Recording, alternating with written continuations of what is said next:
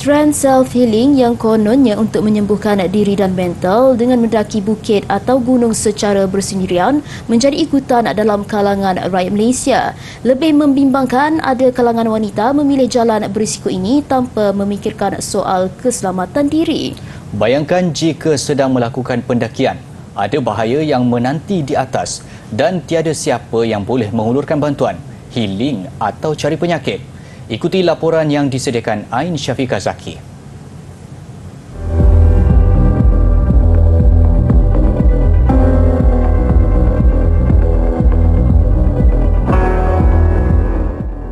Itu antara paparan musibah yang berlaku kepada pendaki wanita sejak kebelakangan ini. Kekuatan mental sebenarnya belum tentu dapat mengatasi hukum alam dan bahaya yang bakal menanti si pendaki itu. Sandra Hanayu, pencinta aktiviti lasak, berkongsi pengalamannya tersesat semasa mendaki untuk mencari air terjun di Buntung Perak. Dia bagaimanapun bernasib baik kerana terselamat apabila berjumpa dengan sekumpulan penganut Hindu di kuil yang terletak dalam kawasan itu. Nasib baik sebenarnya yang I tersempat dengan diorang, sebab kalau I tak turun dengan diorang, sebab diorang yang guide I turun tau, I sebenarnya dah jatuh 2 kali tau. I nak tergelincir dekat situ, dekat bukit, dekat gunung tu 2 kali sebenarnya, sebab it's very steep, it was very steep. Sandra dalam pada itu berpesan kepada orang ramai agar tidak terlalu berani melakukan aktiviti pendakian secara sendirian. Better jangan pergi seorang-seorang. Ingat, sebab first of all, bukan je you akan menyusahkan diri sendiri kalau apa-apa jadi, but also orang lain. Sebab whatever, kalau contoh anything happen, kena panggil bomba lah, research rescue lah, apa benda lah, tiba-tiba parents korang risau lah, bahaya kan. Nasib baik tak ada apa-apa jadi. Bila I turun, I dapat tahu sebenarnya ramai orang mati kat situ. I macam Sementara itu, mengenai isu berbangkit ini, Persatuan Penganjur-Penganjur Aktiviti Lasak Malaysia juga tidak menggalakkan orang ramai, tambahan lagi kaum wanita untuk berbicara dengan alam secara sendirian.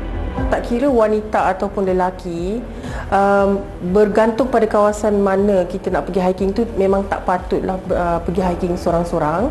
Seeloknya memang kena ada teman, sekurang-kurangnya berdua, sebab kita masuk ke dalam bermain dengan alam sekitar, kita tak tahu apa yang boleh berlaku. Ujarnya, persiapan rapi dari segi mental, fizikal dan emosi sangat penting jika ingin melakukan aktiviti lasak kerana ianya terdedah kepada pelbagai bahaya. Selain hilang dan sesat tu, mungkin masalah kesihatan dan keduanya diserang oleh haiwan liar lah. Jadi perkara penting tu, kalau tempat tu memang perlukan permit atau kebenaran pihak berwajib, dapatkan yang itu dulu. Bawa kawan, pergi berdua, buat persiapan yang sepatutnya, sewajarnya. Dan kalau tempat itu wajib menggunakan malim gunung, patutlah mencari malim gunung yang bertauliah untuk menjadi jurupandu dekat kawasan tersebut. Sementara itu, pihak berkuasa turut menasihatkan orang ramai untuk tidak melakukan aktiviti pendakian secara solo. Menurut Pengarah Jabatan Bomba dan Penyelamat Selangor, Datuk Nur Azam Khamis ketika dihubungi berkata, aktiviti itu tidak sewajarnya dilakukan bersendirian, lebih-lebih lagi dalam kalangan kaum wanita. Sebab SOP ni kita Jabatan Bomba tak ada keluarkan, cuma kita menasihatkan mereka pada mereka lah. Cuma kalau nak masuk Jabatan Hutan, di hutan, mereka perlu merujuk kepada Jabatan Perhutanan untuk mendapat permit. Mana hutan-hutan yang hutan simpan tu, dia kena dapat permit sebelum masuk. Dan biasanya kalau kawasan-kawasan yang tertentu, dia ada MOSA dia kena rantik MOSA dan sebagainya. Minggu lalu, media digemparkan dengan kes seorang wanita tersesat semasa mendaki secara bersendirian di Bukit Tabur, Hulu Kelang.